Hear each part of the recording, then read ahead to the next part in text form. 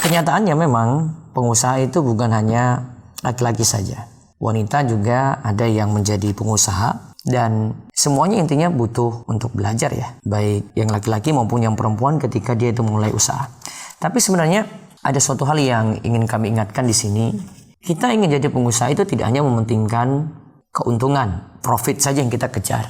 Bagaimana dengan kita laris, bagaimana usaha kita itu maju. Tapi ada penyikapan atau etika yang mesti kita perhatikan. Di antaranya kalau kita mau belajar dengan baik, contoh dalam bisnis itu sering banget kita temukan para pebisnis itu punya sifat hasad. Hasad pada bisnis. Maksudnya bagaimana sih hasad? Kalau kita lihat dari pengertian para ulama, Ibnu Taimiyah katakan hasad itu sekadar benci saja. Benci pada nikmat orang itu sudah termasuk hasad.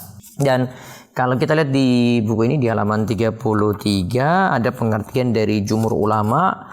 Namanya hasad itu adalah tamanna zawalan nikmati an sahibiha. Kalau pengertian umumnya ulama atau mayoritas ulama mereka katakan hasad itu menginginkan nikmat orang lain itu hilang. Hasad ini memang ada macam-macam ya, dan ada hasad yang tercela itu sekadar ingin nikmat orang lain itu hilang. Dia punya keinginan untuk itu sampai ada yang melakukan aksi, ada yang melakukan tindakan. Kata Ibnu Rajab Al-Hambali, ada yang melakukan konsekuensi dengan perkataan ataupun perbuatan. Nah itulah yang namanya hasad yang tercela.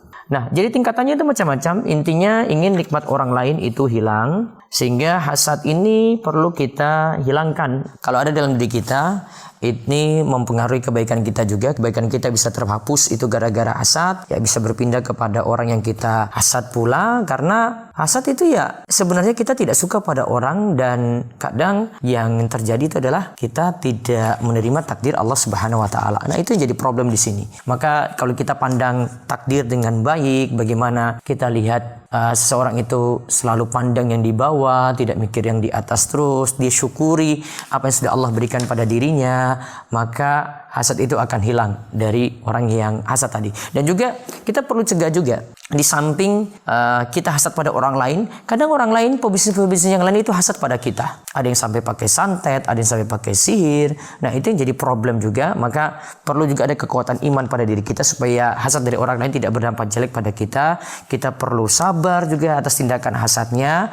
Terus kadang memang sikapnya kata Ibnu Qayyim, bahwa jika ada yang hasad pada kita, tidak usah pedulikan, tidak perlu takut. Dan hati kita tidak usah memikirkan dia.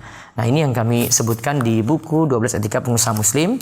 Dan insya Allah di tanggal 5 Agustus 2023 ini di Sekar Kedaton, khusus untuk muslimah. Yang tadi kami sebutkan di awal, muslimah juga butuh ilmu seperti ini. Ya khusus untuk pebisnis muslimah, pengusaha muslimah, ayo ikut bareng belajar ya bagaimana jadi pengusaha muslim yang baik, pengusaha muslimah yang baik dengan pelajari etika pengusaha muslim. Ada 12 poin di sini.